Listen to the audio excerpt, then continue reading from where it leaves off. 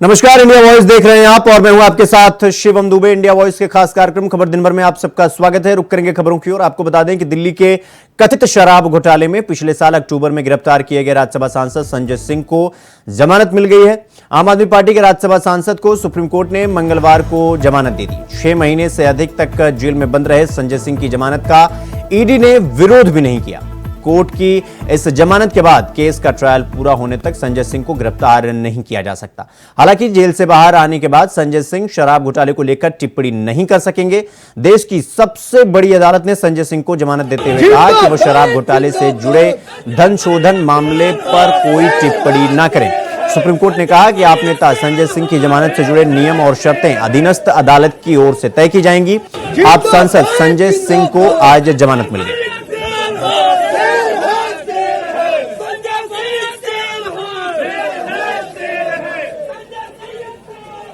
जिंदाबाद जिंदाबाद।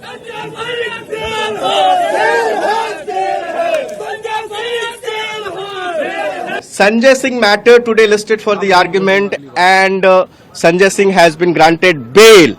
And the most astonishing factor that Sanjay Singh has been granted bail because ED did not argue their case at all and conceded on the bail because it was all apparent during the hearing and it was made clear by the judges. Honorable judges has made it clear before lunch that against Sanjay Singh there is no credible material to make a case against him. So therefore, considering this, ED has given a concession. ED has conceded before the court, and conceding the concession, the Honorable Supreme Court has granted bail to Sanjay.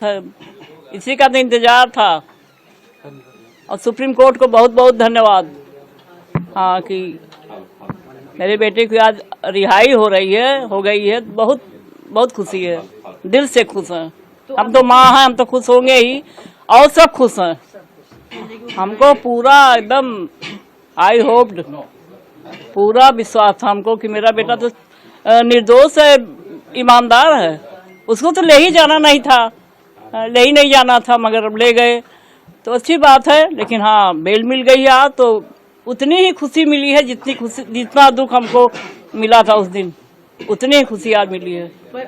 चलिए, हो जाएगी, कम हो जाएंगी मुश्किलें, सब ऊपर वाले हैं। जब इतना हो गया है तो अब मुश्किलें कम होगी, ऐसी बात नहीं है। अब थोड़ा सा मुश्किल तो आदमी भगवान भी काट लिए, तो मुश्किल काटना कोई वो नहीं, बस मुश्किल टल जाए वो बहुत बड़ी बात है। आज खुशी के आंसू हैं ना। आज तो इतनी खुश हूं मैं कि खुशी के आंसू हैं आज मेरे। और 21 तारीख से चीजें बदलनी शुरू हुई। आज 2 अप्रैल को मंगलवार के दिन आम आदमी पार्टी के ऊपर जो संकट था, वो संकट मोचक हनुमान जी ने कुछ संकट कम किए हैं। आज देश की सबसे बड़ी अदालत सुप्रीम कोर्ट के 3 जज बेंच ने आम आदमी पार्टी के सांसद माननीय संजय सिंह जी की बेल सुनी और खुद जज साहब उसके अंदर कुछ प्रश्न केंद्र सरकार से पूछ रहे थे, जिसके जवाब केंद्र सरकार ईडी के पास नहीं थे। और ये कोई छोटा मोटा कोर्ट नहीं है, देश की सबसे बड़ी अदालत है जो संजय सिंह जी को आज बेल दे रही है। मुझे लगता है कि आज पूरे देश की लोकतंत्र के लिए बहुत बड़ा दिन है, बहुत खुशी का दिन है, बहुत उम्मीद का दिन है कि शायद कुछ लोग अब जेल से बाहर निकल के इस देश के लोकतंत्र को बचा लें। संजय सिंह जी की जमानत ने साबित कर दिया कि आखिरकार जीत सत्य की ही होती है। आप सत्य को दबा सकते हैं, लेकिन आप सत्य को मिटा नहीं सकते हैं। आज संजय सिंह जी की जमानत ने यह दिखा दिया। हमने देखा कि किस तरह से पिछले 2 साल से एक एक करके आम आदमी पार्टी के नेताओं को झूठे केसों में गिरफ्तार किया जा रहा था, फंसाया जा रहा था। पहले सत्येंद्र जैन जी को जेल में डाला, फिर मनीष सिसोदिया जी को जेल में डाला, फिर संजय सिंह जी को जेल में डाला, फिर अरविंद केजरीवाल जी को गिरफ्तार करके जेल में डाला। लेकिन आज संजय सिंह जी की जमानत ये बताती है कि आखिरकार जीत सत्य की ही होती है। आज भगवान जी हमारे साथ हैं, बजरंगबली हमारे साथ है, सच की जीत हुई है। हम तो शुरू से ही कह रहे थे कि ये पूरा का पूरा केस फर्जी है और भाजपा के दफ्तर में लिखा गया है। करीब 500 रेड के बाद भी एक चवन्नी की रिकवरी नहीं हुई। आज सुप्रीम कोर्ट ने भी कहा जब मनी ट्रेल ही नहीं मिली तो हिरासत में रखने का क्या मतलब है। हाँ, पर मनी ट्रेल एक केस में जरूर मिली है, जहां शरत रेड्डी ने भाजपा को 60 करोड़ दिया उसके अरेस्ट के बाद, जिसके बाद वो सरकारी गवाह बना और जिसके बाद अरविंद केजरीवाल जी को उसके बयान के आधार पर हिरासत में लिया गया। तो क्या भाजपा अब जांच करेगी? भाजपा के टॉप लीडर्स गिरफ्तार होंगे? ये बहुत जरूरी है कि सवाल पूछा जाए। आप देखिएगा एक एक करके इनका झूठ का ढेर कैसे अब बिखरेगा।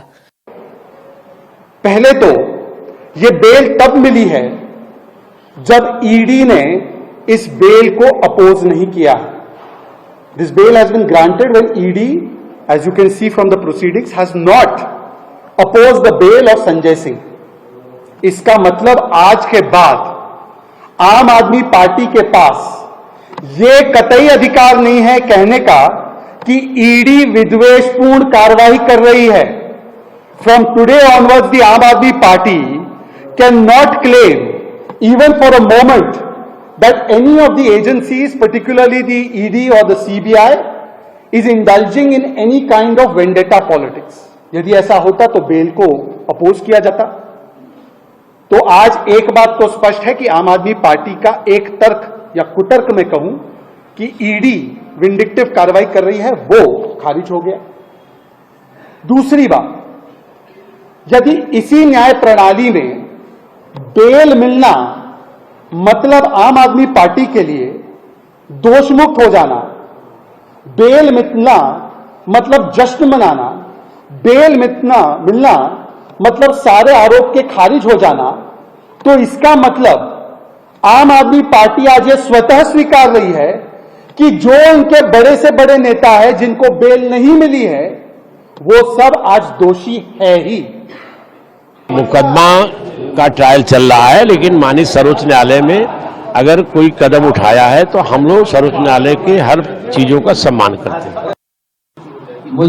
मैं धन्यवाद देता हूं और मुझे उम्मीद है कि सुप्रीम कोर्ट और इस देश का न्यायालय धीमे धीमे सभी को जेल से बाहर कर देगा। सत्य को परेशान किया जा सकता है, पराजित नहीं। मैं इतने कहूंगा, सत्य में जीते। मैं अदालत के इस निर्णय का हृदय से स्वागत करता हूं, पर संजय सिंह की जमानत के साथ एक सवाल कानूनी रूप से बहुत ही ज्यादा महत्वपूर्ण हो गया।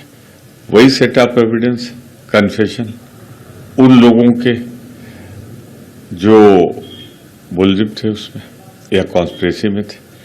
अगर उस एविडेंस पे संजय सिंह की जमानत हुई है तो वही एविडेंस तो अरविंद केजरीवाल, सिसोदिया जी के खिलाफ भी है। हमें तत्काल हाई कोर्ट को इस पर जमानत दे देनी चाहिए, क्योंकि ये तो सांसद हैं राज्यसभा के, केजरीवाल जी तो मुख्यमंत्री हैं, उन्हीं एविडेंस पे जमानत मिलनी चाहिए। It is a blow to the politics of vendetta pursued by union government headed by Mr. Modi, and let us wait. This will give the hope that others also will get bail and will be released. Truth will triumph.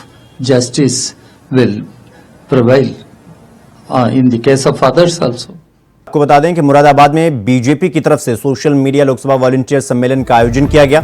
कार्यक्रम में केंद्रीय मंत्री अनुराग ठाकुर शामिल हुए। इस दौरान अनुराग ठाकुर ने विपक्ष पर निशाना साधते हुए कहा कि सब भ्रष्टाचारी एक मंच पर इकट्ठा हो रहे हैं। अभी 4 भ्रष्टाचारी जेल गए हैं, 2 और जेल जाने वाले हैं। आपको बता दें कि अनुराग ठाकुर बीजेपी प्रत्याशी कुंवर सर्वेश कुमार के लिए वोट मांगने पहुंचे हुए थे। उस दौरान उन्होंने विपक्ष पर जमकर हमला बोला। साथ ही उन्होंने यह भी कहा कि इंडिया गठबंधन देश के टुकड़े करना चाहता है। हम देश को एकजुट बनाएंगे और हम भ्रष्टाचारियों के खिलाफ सबसे सख्त कार्रवाई करेंगे। पार्टी के साइबर योद्धाओं की बैठक थी और मैंने कहा कि साइबर योद्धाओं को, हर योद्धा को मोदी बनना होगा, master of digital information. Modi यानी मास्टर ऑफ डिजिटल इंफॉर्मेशन। और मोदी जी ने ये न्यू मीडिया का उपयोग करके वो करके दिखाया कि दुनिया में सबसे ज्यादा फॉलोअर्स किसी नेता के हैं तो नरेंद्र मोदी जी के, मिलियंस ऑफ फॉलोअर्स, लगभग 97 मिलियन फॉलोअर्स के लगभग मोदी जी के 96.9 मिलियन केवल एक्स पर है। इसी तरह से उनके व्हाट्सएप, फेसबुक, इंस्टाग्राम, इसमें मिलियंस ऑफ फॉलोअर्स है। तो आज के साइबर योद्धा को चुनावी रणनीति के तहत मोदी सरकार की उपलब्धियों को जन जन तक पहुंचाना है। तो वहीं मेरठ से बीजेपी प्रत्याशी अरुण गोविल ने नामांकन कर दिया है। इस दौरान उनसे खास बातचीत की हमारे संवाददाता ने, सुनिए। गोविल जी हमारे साथ मौजूद है। सर, आज पूरी जगह रोड शो हुआ, जगह जगह लोगों को इतना प्यार मिल रहा है, क्या कहेंगे? बहुत उत्साह है यहाँ के भाइयों और बहनों में, सभी लोगों में, और आई एम श्योर कि पॉजिटिव एनर्जी है। तो जो भी कुछ होगा, जो हो रहा है इस समय, उसके बहुत पॉजिटिव संकेत हैं कि सब अच्छा होगा। सर, एक पहले देखा जाता था नेता जाते थे वोट मांगने के लिए, हाथ जोड़ते थे, आप जहाँ जा रहे हैं पुष्प वर्षा हो रही है। मुझे लोग प्यार बहुत करते हैं, मुझे मेरा सम्मान बहुत करते हैं, और राम जी, आज पूरा देश राममय हो रहा है, तो वो भी एक कारण है। तो और बाकी तो राम जी की कृपा होती है भाई, फाइनली। तो सर, क्या मानते हैं जिस तरह से और पार्टियों के प्रत्याशी भी उतार दिए हैं, सपा ने उतार दिया है, तो किससे मुकाबला मानते हैं मेरठ में? नहीं, मेरा मुकाबला, मैं मुकाबले को लेकर चलता ही नहीं, मैं सोचता ही नहीं कि किससे है मेरा मुकाबला, किससे नहीं है। मैं अपना काम करूंगा, हमारी पार्टी अपना काम करेगी, हमारा संगठन अपना काम करेगा, और बस दैट्स इट। मुकाबला क्या करना है इसमें? मुकाबला नहीं होता। हम अपना पूरा जो हमारी शक्ति है, जो श्रम है, जो परिश्रम है, वो हम पूरा करेंगे, 100% करेंगे। जो जनता का सर इतना प्यार मिल रहा है, जगह जगह प्यार मिल रहा है, उसको देखते हुए लोग कह रहे हैं कि असली राम वापस मेरठ पहुंचे हैं। भाई अब देखो, ये उनका प्यार है, उनकी श्रद्धा है भगवान राम के प्रति, जो वो मेरे स्वरूप देखकर उसमें व्यक्त कर लेते हैं। मुझे ऐसा ही लगता है, बाकी मैं तो एक इंसान हूँ, एक मानव हूँ, बस that's it। क्या मानते हैं ये उत्तर प्रदेश में 80 की 80 सीटें जिस तरह भारतीय जनता पार्टी के लिए, तो आने की पूरी संभावना? ये तो मैं नहीं बताऊंगा। तो देखिए, ये जो हर पार्टी का, हर व्यक्ति का एक लक्ष्य होता है, उस लक्ष्य को पूरा करने के लिए उसे ये तो मानकर शुरू से चलना ही पड़ेगा कि मैं, अब की कोई प्रत्याशी होता है वो उसे, अगर वो शुरू से ये मान ले कि मैं नहीं जीतूंगा तो कैसे जीतेगा? नहीं ना। तो इसलिए जब 80 सीटों का लक्ष्य रखा है तो यही कहा जाएगा, क्यों नहीं जीतेंगे, वाई नॉट। कोई रीजन नहीं है मुझे लगता कि क्यों नहीं जीतेंगे। धन्यवाद। तो ये थे हमारे साथ भारतीय जनता पार्टी के प्रत्याशी अरुण गोविल जी, जिन्होंने बड़ी ही बेबाकी से हमसे बातचीत की है। Sadiq Khan, India voice, Meerut. तो वहीं रामपुर पहुंचे बीजेपी यूपी के डिप्टी सीएम ब्रजेश पाठक का बीजेपी के कार्यकर्ताओं ने जोरदार स्वागत किया।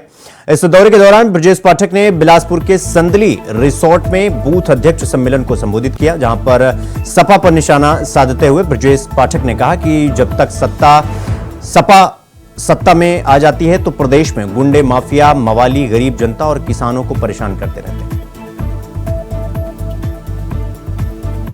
जिले के यशस्वी अध्यक्ष भाई हंसराज पप्पू जाटव जी से कहूंगा कि वो सभी का धन्यवाद करें और सभा की समाप्ति की घोषणा करें।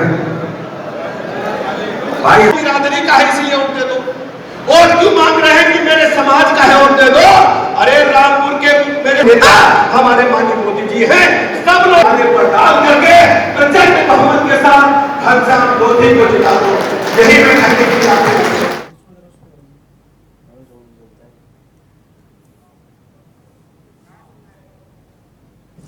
खबरों में आगे बढ़ेंगे। आपको बता दें कि समाजवादी पार्टी की प्रत्याशी डिंपल यादव मैनपुरी पहुंची, जहां उन्होंने जसवंतपुर गांव में नुक्कड़ सभा में शामिल हुई।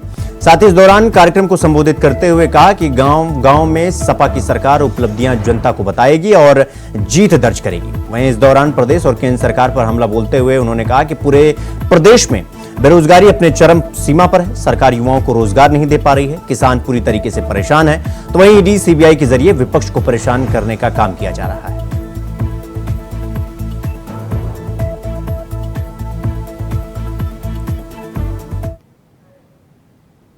मिर्जापुर में समाजवादी पार्टी के प्रत्याशी राजेंद्र एस बिंद से खास बातचीत की हमारे संवाददाता कमलेश कुमार ने। इस दौरान क्या कुछ कहा राजेंद्र एस ने, सुनिए। मिर्जापुर के समाजवादी पार्टी कार्यालय में आपको बता दें कि लोकसभा चुनाव का बिगुल बज चुका है, जहां पर चारों तरफ इस समय शोर ही शोर हो गया है कि लोकसभा का चुनाव जो आने वाला है 1 तारीख को 1 जून को तय किया गया है। आपको बता दें इसी पर समाजवादी पार्टी से राजेंद्र बिंद को जो है टिकट मिल गया है। आपको बता दें कि ये जो सब सांसद के पद पर बहुत जल्द ये देख चुका, जो कि सांसद के पद पर जो लड़ने वाले चुनाव यहाँ पर हमारे मिर्जापुर कार्यालय में आके बैठे हुए हैं। सीधे हम इनसे चर्चा करते क्या क्या मुद्दे हैं, क्या क्या चीजें हैं यहाँ पर कि चुनाव लड़ेंगे।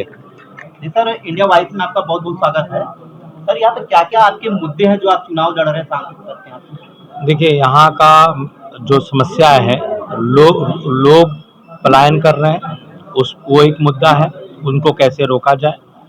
लोगों की रोड की समस्या है, गांव में रोड ठीक से नहीं है।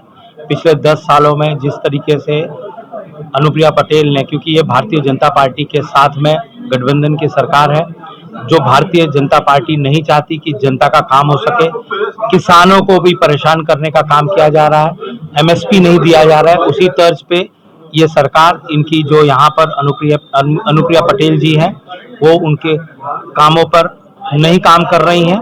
लोगों को उनको विश्वास दिलाने में वो असमर्थ रही और जनता इसके लिए हमारे साथ में है। हम जनता की लड़ाई लड़ रहे हैं। जो समस्या है उस पर हम लोग काम करेंगे, जो आम समस्या है उस पर। यहाँ लालगंज, हलिया जैसे में पानी का बहुत बड़ी समस्या है, उस पर भी ये काम नहीं कर सकी पिछले 10 सालों में, तो हम लोग काम करने का काम करेंगे। आपके पक्ष से बीजेपी भी जो चुनावी मुद्दा पे उतर गई है, अगर वो भी आपकी तरफ मतलब लड़ रही है तो फिर क्या असर जाएगा समाजवादी पार्टी? देखिए, भारतीय जनता पार्टी झूठों की सरकार है। इन्होंने वादे किए हर साल 2 करोड़ नौकरियां देने का, आज 10 साल में 20 करोड़ नौकरियां देनी थी। क्या नौकरियां मिली हैं? आप बताइए। जो पेपर लीक हो रहे हैं, ये जानबूझकर पेपर लीक कराकर उनको नौकरियां मिलनी है वो नौकरियां न मिले, ये चाहती है। ये नहीं चाहते हैं कि गरीब जो है वो कहीं ऊपर आ जाए, उनके परिवार को, उनके बच्चों को नौकरी मिल जाए, वो नहीं चाहती है। ये अपने जो उद्योग, बड़े बड़े जो लोग हैं, उनके दोस्त हैं, उनको वो फायदा पहुंचाने का काम कर रही है। जिस तरह से मिर्जापुर पीतल का युद्ध उद्योग था, एक समय माना जाना था कि यहाँ पे एक बेरोजगार को भी रोजगार मिला करता था।